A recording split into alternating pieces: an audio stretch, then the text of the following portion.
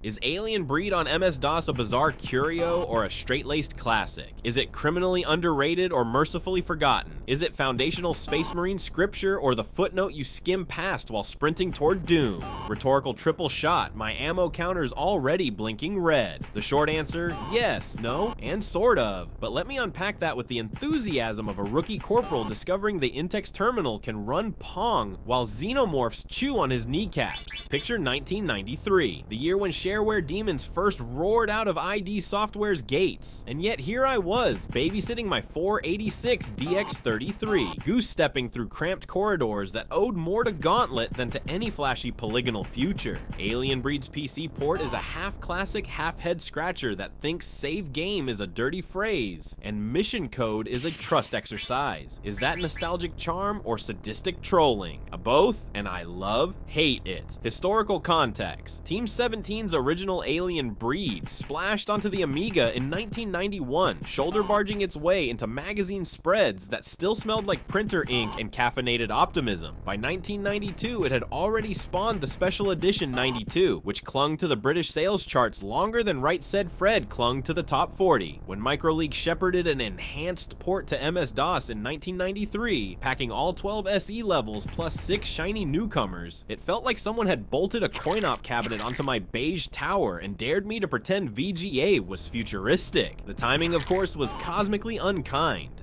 Doom erupted that December, redefining shoot and stuff in 3 terrifying dimensions, while Alien Breed still asked you to imagine depth like it was a radio play. American reviewers side-eyed its European quirks. Computer and video games slapped the DOS build down to 40%, bemoaning flicker, crashes, and the tragic can't buy guns bug that turned Intex kiosks into cosmic ATMs spitting out declined. Yet the Amiga press had once hailed Breed as 90% royalty, crown firmly tilted toward its Alien meets Gauntlet swagger. The chasm between those receptions is a neat microcosm of 1993 itself, Europe clinging to 2D mastery, America stampeding into texture-mapped hell. Personally, I was 14, equal parts soda and hormones, haunting a sticky-floored bowling alley arcade where Gauntlet's attract mode still bleated, "Wizard needs food," badly. I'd pump quarters until my knuckles hurt, then bike home to boot Alien Breed's shareware-adjacent demo disc, convinced I'd discovered contraband. The Amiga kids bragged about silky scrolling. I bragged about ad-lib fart blasts. Everybody lost. Yet Breed wasn't just surfing trends, it was crossbreeding them. The top-down perspective echoed 16-bit Alien syndrome, while weapon terminals whispered Paradroid and Laser Squad's strategic DNA. The unmistakable Aliens film vibe, claustrophobic corridors, pulse rifle chatter, computer voice barking Intex systems online, was unofficial but scarcely hidden. Team 17's Martin Brown even shipped an intro disc reminiscent of a VHS trailer, because why not treat a floppy like a cinema screen? Yes, I watched that animated prelude on repeat. Teenagers are weird. Mechanics boot the DOS executable, and a metallic logo slams your CRT like an over-enthusiastic bouncer. You choose Marine 1 or Marine 2, Johnson and Stone, a duo so generically badass they might as well be codenamed Beef and Chunk, and drop onto an overrun research station. Your quest: find the lift, grab keycards, blow up floors. Pray the alien eggs don't hatch behind you. Simple, right? Sure. Until you realize every locked door is a practical joke, and the hallway lighting flickers like a haunted rave. Movement is 8-directional, twin stick in spirit, but keyboard in practice. I played with arrow keys and the Ctrl key trigger, finger gymnastics that would make ergonomic experts weep. Ammo is scarce, credits scarcer, and death plentiful. Each Intex computer doubles as an armory, ATM, vending machine, and absurdly, retro arcade. Tap entertainment, and suddenly you're playing Pong while acid-drooling horrors mutter, "Bruh, really?" That minigame is my through line of madness. Breed isn't content to be a bug hunt. It also offers a meta break room. On easy levels, I genuinely loot Pong scores, while co-op buddy Dave held off larvae, screaming, "Quit gaming in your game." I ignored him. High scores matter.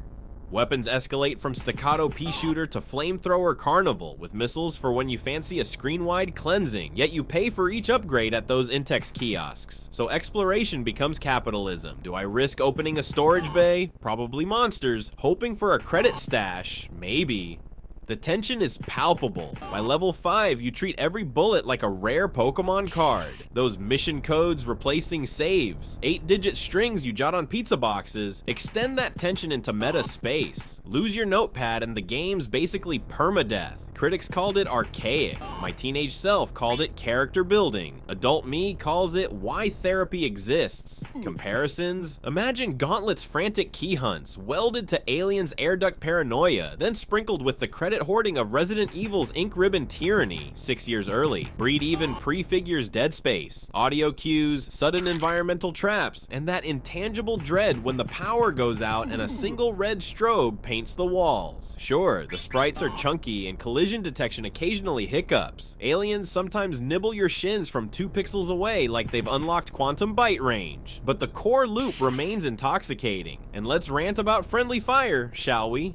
Co-op is glorious chaos. Every stray bullet chips your buddy's health, leading to panicked yelps of "dude, my medkit," followed by revenge missile salvos that crater the frame rate. Is that balanced design? Number, is it a Saturday night ritual? Absolutely. Breed's 2-player mode belongs in the same pantheon as Contra for relationship stress tests. The manual practically winks. 2 Marines are better than 1, unless one is a moron. Sound-wise, Allister Brimble's soundtrack is a crunchy techno dirge that makes SB16 cards squeal with delight. On cheaper ad-lib setups, the baseline resembles a fax machine drowning, but even that adds grindhouse charm. The sampled Intex system's voice, lo-fi and slightly distorted, became our dorm alarm clock. Nothing wakes you faster than a robotic British lady announcing self-destruct. Try that at 7 AM. Roommate satisfaction not guaranteed. Breed's map design marries labyrinthine terror with arcade pacing. Switches hide in distant alcoves, lifts taunt you from glass windows, and secret ammo caches reward corner hugging explorers. The 6 PC exclusive levels push this ethos to extremes, introducing tighter corridors and enemy spawn closets that feel ripped from a sadistic D&D dungeon master's notebook. Yet the real masterstroke is resource gating. You can brute force early waves, but reckless ammo dumps mean fist-fighting bosses later. The game weaponizes your own impatience. Evil genius. Still, technical warts abound. The DOS port scrolling isn't as velvety as its Amiga parent, and certain VGA modes produce the infamous flicker bug reviewers cursed. Combine that with slow disk access pauses, each weapon shop hums like a lawnmower, and you've got a recipe for rage quit if you're coming straight from Silky Jazz Jack Rabbit. But treat those quirks as era-appropriate rough edges, and there's chewy satisfaction underneath, like biting through nerds' candy to find pop rocks, legacy, and influence.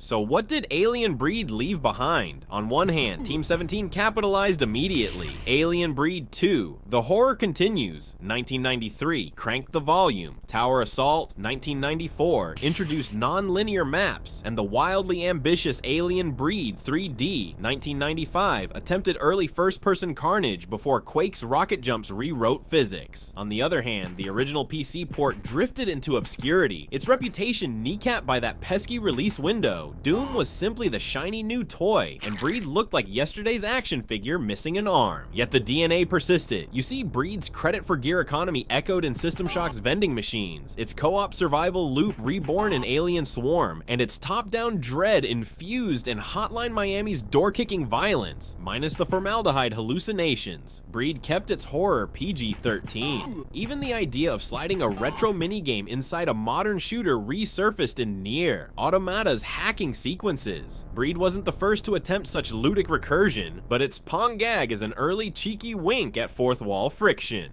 As for Team 17, the studio pivoted to Earthworm inequalities, worms obviously, before resurrecting Breed on modern storefronts in 2009 to 10 with Evolution, Impact, Assault, and Descent. Those UE 3-powered remakes played like Gears of Alien Syndrome fever dreams, slick, serviceable, but arguably missing that pixelated desperation the DOS port practically sweats. Still, the franchise lives. That counts for something in an industry that buries mascots faster than it prints Funko Pops. Why why did the OG become niche? Partly timing, partly geography, and partly that hardcore write down the code kid philosophy. It asked for discipline in an era migrating toward convenience. Casual players bounced, hardcore fans evangelized, and the middle ground evaporated. Alien Breed remains the cult cassette you lend to friends with the warning, keep the manual or perish. Its legacy is best measured in hushed midnight anecdotes rather than sales charts. A genuine "were you there?" handshake among veterans. Closing paragraph plus score. So is Alien Breed's 1993 PC incarnation worth spelunking through DOSBox today? Only if you fancy a masochistic museum tour where every corridor might gift you Pong or pulverize you in equal measure. I still crack a grin when the Intex terminal boots that black and white rally of rectangles. A surreal coffee break while space bugs screech off screen. That absurd little diversion is Alien Breed in microcosm. Earnest terror colliding with arcade whimsy. Spooky door chained to silly string. The whole package sweating under 320 by 200 pixels. 20 plus years later, I can't call it essential, but I also can't imagine my formative gaming diet without its stubborn, stingy challenge. Final verdict, 7 out of 10, a flawed but fascinating relic, half fossil, half firecracker. Now, if you'll excuse me, I've got a high score to chase while Johnson bleeds in the corner. Priorities, Marine?